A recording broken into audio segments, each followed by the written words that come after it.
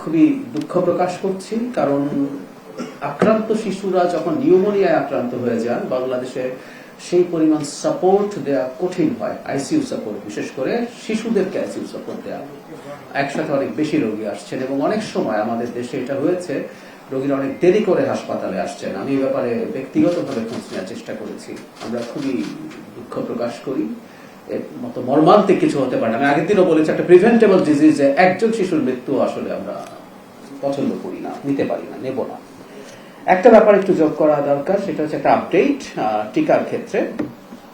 হাম রুবেলা টিকাদান ক্যাম্পেইন এই পর্যন্ত 6 মাস থেকে 5 বছর কম বয়সী, 5 বছরের কম বয়সী 1,61,00,000 শিশু টিকা পেয়েছে, যার লক্ষ্যমাত্রা 89%। আগামী কয়েকদিনে শতভাগ লক্ষ্য অর্জন করা যাবে। এছাড়া যেটা হয়েছে, টিবি হাসপাতালে যুক্তরাষ্ট্রের পক্ষ থেকে যক্ষা রোগ শনাক্ত করায় 6 লাখ জিন এক্সপার্ট কার্ট্রিজ ও 11,000 শিশুর জন্য যক্ষা প্রতিরোধী ওষুধ অনুদান হিসেবে পাওয়া গেছে। বর্ষা মৌসুমে ডেঙ্গুর প্রকোপ মোকাবিলায় স্বাস্থ্য সংশ্লিষ্ট দপ্তরগুলো প্রস্তুতি শুরু করেছে। আপনারা জানেন বর্ষার সময় আমাদের দেশে কবুলি হয়। আমরা আগে বলেছি যে আমাদের পার্শ্ববর্তী দেশগুলো ডেঙ্গুর প্রকোপ কমাতে যথেষ্ট সফল হয়েছে। এবার আমরা অন্তত এই সময়টা দায়িত্বে আছি। আমরা বিশ্বাস করি অতীতের যে কোনো সময়ের তুলনায় আমরা এবার বেটার পারফর্ম করবো। আমাদের এখানে ডেঙ্গুর সংকট খুব মেজর হবে না।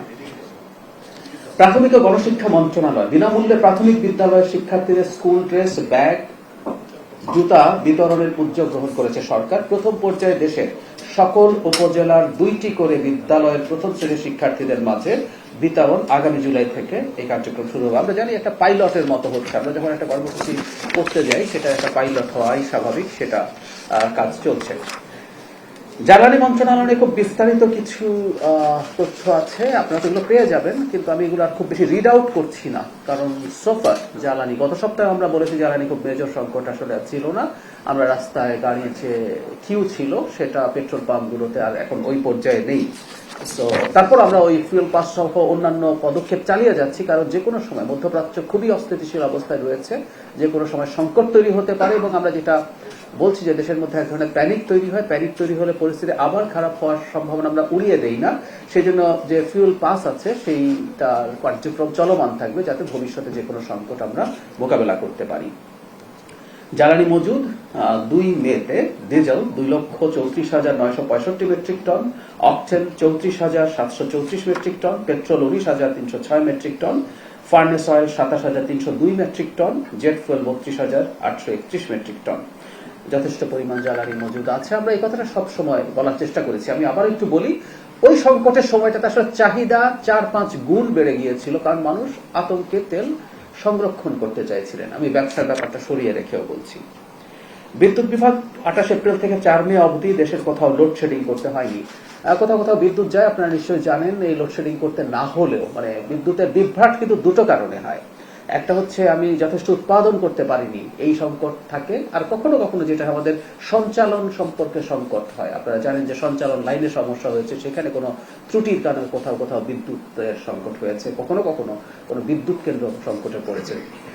তবে আমরা এটুকু আবার একটু জনগণের উদ্দেশ্যে জানিয়ে রাখতে চাই, এটাও পুরো কৃতিত্ব আমরা সরকারের দিক থেকে না নিয়ে বলতে চাই, যে সময়টা যথেষ্ট বৃষ্টি হয়েছে, ঠান্ডা আবহাওয়ার কারণে এই সংকটটা আমরা ফেস করিনি। কিন্তু সম্ভাবনা আমরা উড়িয়ে দেই না, আবার অনেক বেশি গরম পড়লে কিছুটা লোডশেডিং করা লাগতে পারে। কারণ হচ্ছে মধ্যপ্রাচ্য সংকটের কারণে বিদ্যুৎ উৎপাদনে আমাদের চাপ তৈরি হয়েছে। জ্বালানি সংকট, আমরা প্রচুর তরল জ্বালানির কথা বলি, ওইটাও তরল এলএনজি, কিন্তু এটা পরবর্তীতে গ্যাস হয়। আমাদের যেহেতু এলএনজি নির্ভর বিদ্যুৎ কেন্দ্র অনেক বেশি আছে, এটা প্রাপ্যতারও সংকট তৈরি হয়েছে। একটা সংকটের কারণে যদি 20-25% এলএনজির সংকট হয়ে যায়, তখন আপনি টাকা দিলেও 2.5 গুণ 3 গুণ দামে কিনতে চাইলেও সবসময় পেয়ে ওঠা হবে না। তো এই ধরনের সংকট হতে পারে। আমি বলছি না যে হবেই, কিন্তু সরকার সর্বোচ্চ চেষ্টাও করবে। কিন্তু জনগণের এক ধরনের মানসিক প্রস্তুতি একটু রাখা লাগবে। আমরা গতদিন কথা বলেছি, এবং সেটা যাতে মোটামুটি সুষমভাবে বন্টিত হয়, লোডশেডিং যদি হয়ও, সেই চেষ্টা সরকার করবে।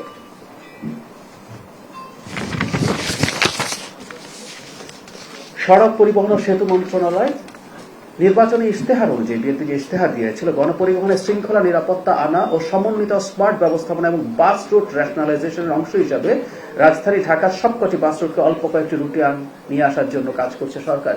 এটা শুনতে কেমন শোনাচ্ছে জানি না, এটা নিয়ে বহু বছর ধরে আলোচনা হয়েছে, বাস রুট রেশনালাইজেশন নিয়ে। আমরা অল্প কিছু রুট যেখানে কোম্পানির অধীনে বাসগুলো চলবে, এটা যদি করা যায় ঢাকার যানবাহনের সেক্টরে একটা শৃঙ্খলা আনা যাবে। এই সরকার কাজ করছে, আমরা আশা করি জনগণের বড় ম্যান্ডেটে জয়ী একটা সরকার সব পক্ষকে, এখানে অনেক পক্ষ ইনভলভ আছে, সব পক্ষকে আস্থায় নিয়ে এটা করতে পারবে। গণপরিবহনে জ্বালানি নির্ভরতা কমানোর বৃহত্তর পরিকল্পনার অংশ হিসাবে বিদ্যুৎ চালিত বাস চালুর পরিকল্পনা করছে সরকার। প্রথম ধাপে শিক্ষার্থীদের স্কুল বাস আমদানি শিক্ষার্থীদের জন্য স্কুল বাস আমদানিতে শুল্ক শূন্যে নামানোর সিদ্ধান্ত রয়েছে। আমাদের আসলে ভবিষ্যতে বিদ্যুতের দিকেই যেতে হবে এবং আপনারা এই তথ্যটা জানলেন, শিক্ষার্থীদের জন্য যে স্কুল বাস সেটা যদি বৈদ্যুতিক হয় সেখানে শুল্ক শূন্য হবে। আমি খুবই গুরুত্বপূর্ণ একটা পদক্ষেপ বলে মনে করি। কৃষি মন্ত্রণালয় এর মধ্যে আমরা জানি যে হাওরে আমাদের কৃষকগণ হঠাৎ পানি বৃদ্ধির কারণে ক্ষতিগ্রস্ত হয়েছেন, সেই পানি আবার কমে গেছে এবং অনেক কৃষকই তাদের ফসল কেটে উঠতে পেরেছেন।